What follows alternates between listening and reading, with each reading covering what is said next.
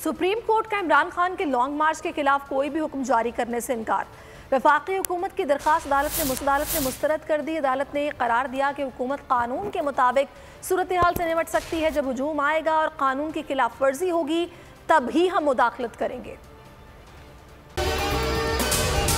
अगर आपको ये वीडियो पसंद आई है तो हमारे चैनल को सब्सक्राइब कीजिए और बेल आइकन पर क्लिक कीजिए।